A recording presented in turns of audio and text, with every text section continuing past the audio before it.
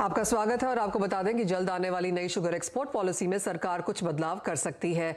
ऐसा माना जा रहा है कि सरकार 2022-23 के लिए एक्सपोर्ट कोटा 29% तक घटा सकती है और sugar export quota 80 lakh tonne तय कर सकती है। सरकार ने साल 2021-22 के लिए 1 करोड़ टन चीनी एक्सपोर्ट का कोटा तय किया था।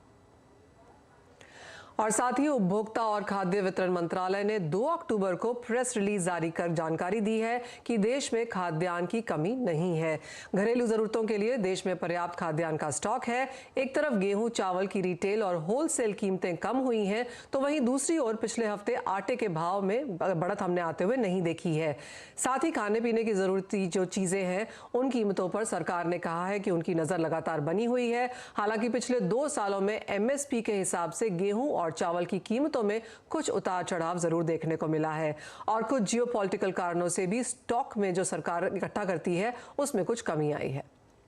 तो ये तो बात हुई एग्रीकल्चर कमोडिटीज की, लेकिन अब दर्शकों को अपने साथ जोड़ने का भी समय है और सबसे पहले हमारे साथ संभल से अशोक कुमार जी फोन लाइन पर हैं। अशोक जी नमस्कार, क्या है आपका सवाल? नमस्कार मैम जी। अक्टूबर कॉन्ट्रैक्ट में 1005 की डॉलर बाइंग कर रखी है और आगे भी पूछना था कि आने वाले फ्यूचर में 1200-1300 का रेट देखने मिल सकता है इसमें या नहीं। ऑलराइट, मेंथा तेल में हमने पिछले कुछ समय में जरूर उठापटक आते हुए देखी है, लेकिन वंदना क्या लगता है, और जैसे अशोक जी कह रहे हैं उतनी बढ़त क्या यहाँ पर आने वाले समय में देखने को मिल पाएगी? मनीषा, एक बहुत बड़ा चेंज है इस बार मेंथा ऑयल में। सिंथेटिक मेंथा का काफी ज्यादा यहाँ पे एक्सपोर्ट किया गया है, खासकर मलेशिया और जर्मनी की तरफ से। और ये जो नंबर्स है ये बहुत बड़ा नंबर्स है, तो मुझे लग रहा है कि अभी जो अपना डोमेस्टिक जो मेंथा ऑयल है इसका डिमांड थोड़ा सा उससे सफर कर सकता है। प्राइसेस मैं हायर साइड देना चाहूंगी, लेकिन मुझे लग रहा है कि एक बार लिमिटेड अपसाइड हो सकता है 2022 में मेंथा ऑयल में। विंटर डिमांड के साथ मुझे लग रहा है कि हो सकता है कि प्राइसेस एक बार हम 1150 आता हुआ देखें, लेकिन उससे ऊपर की जो प्राइस रेंज है वो मुझे एक्सपेक्टेड नहीं है 2022 में। तो एक रेंज रहेगा, नीचे की तरफ 950, ऊपर की तरफ मुझे लग रहा है कि 1150। और क्लोजिंग जो है फिलहाल के ट्रेड में मुझे लग रहा है कि 1020 से ऊपर की जो क्लोजिंग है टेक्निकली वो बहुत इंपॉर्टेंट है। ऑलराइट, मेंथा तेल नहीं सिंथेटिक मेंथा तेल बाजार अपना रहा है और उस वजह से मेंथा के प्राइसेस में लगातार गिरावट है। आज भी आप देख सकते हैं 0.25% की मंदी के साथ कारोबार है। आगे बढ़ेंगे और रोडकेला से बिस्वजीत जी को अपने साथ फोन लाइन पर जोड़ते हैं। नमस्कार बिस्वजीत जी, आपका सवाल क्या है? हेलो, मुझे एक्चुअल में ये जानना था कि क्रूड ऑयल का आगे का मूवमेंट क्या रहेगा। मैंने 80 पे शॉर्ट किया हुआ है, $80 पे यहाँ पर शॉर्ट किया है और उसके बाद हमने बढ़त आते हुए देखी है। प्रथमेश, क्या राय है, क्या मूड है और कच्चे तेल में एक नियर टर्म मीडियम टर्म के लिए क्या व्यू है?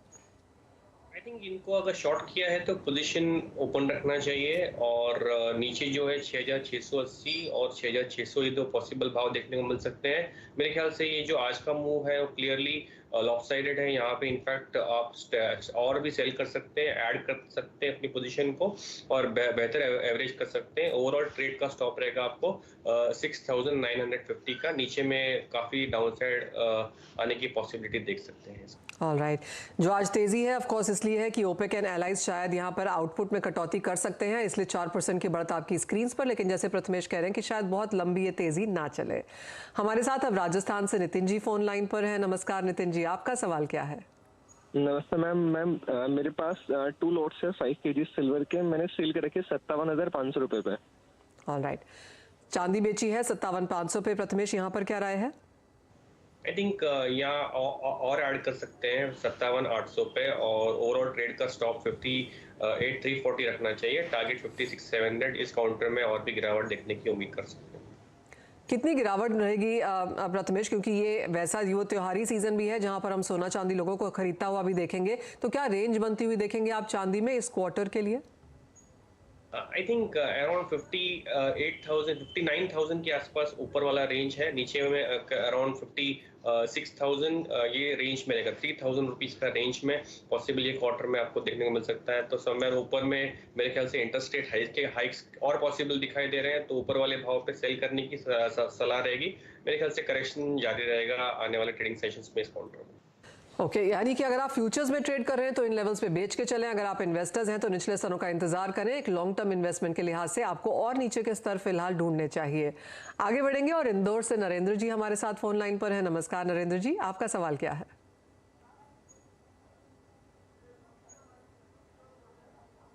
नरेंद्र जी से यहाँ पर संपर्क टूटता है, लेकिन अभिषेक जी हमारे साथ भोपाल से फोन लाइन पर हैं। अभिषेक जी, आपका सवाल क्या है?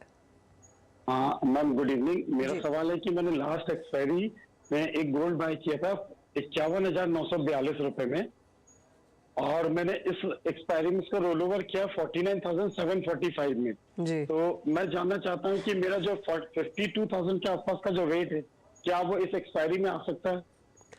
ऑलराइट, सोने में यहाँ पर ट्रेड किया है, 52,000 की उम्मीद है। प्रथमेश, क्या राय है? Not possible. I think rising interest rate scenario, stronger gold, stronger dollar index, ये पॉसिबल फेवर में नहीं है गोल्ड के। अपसाइड आपके भाव पे आने तक नहीं है, बट ये मोमेंटम रह सकता है इस हफ्ते में ही। इस हफ्ते नेक्स्ट 2 वीक्स के लिए पॉसिबल है 51,000 का भाव देखना, बट 52,000 इस एक्सपायरी में थोड़ा मुश्किल दिखता है। तो प्रथमेश, क्या करना चाहिए इनको फिर, क्योंकि अभिषेक ने यहाँ पर रोल ओवर भी किया है, तो क्या करें अपनी पोजीशंस का? आई थिंक 50,100 और पॉसिबली 50,000 के नीचे भी एक बार ये जाता हुआ काउंटर दिखता है, तो मेरे ख्याल से अगर ये फिलहाल लॉस पर ही दिखाई दे रहे हैं, मेरे ख्याल से और नीचे जाए उससे बेटर है कि ये एग्जिट कर लें। ऑलराइट, पोजीशन यहाँ पर निकाल लेनी चाहिए। 52 इस एक्सपायरी में दिखेगा, उसके चांसेस थोड़े से यहाँ पर मुश्किल हैं।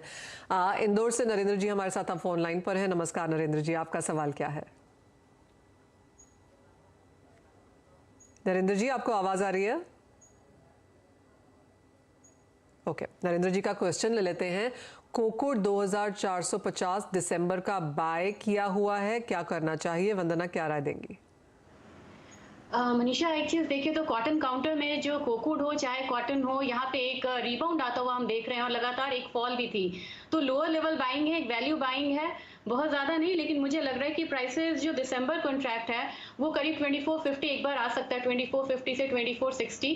हालांकि जो स्टेबिलिटी है वो यहाँ पे नहीं लग रहा है कि ऊपर की साइड आएगा और वहाँ पे स्टेबल होगी मार्केट, लेकिन ये प्राइसेस आएगा तो मेरे ख्याल से उन्हें यहाँ पे एक बार होल्ड करना चाहिए। साथ में एक स्टॉप लॉस यहाँ पे लगा के चल सकते हैं 2290 का।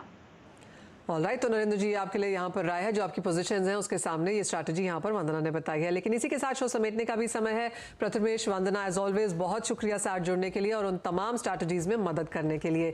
इसी के साथ मुझे दीजिए इजाजत। ब्रेक के बाद लेकर आएंगे आवाज समाचार।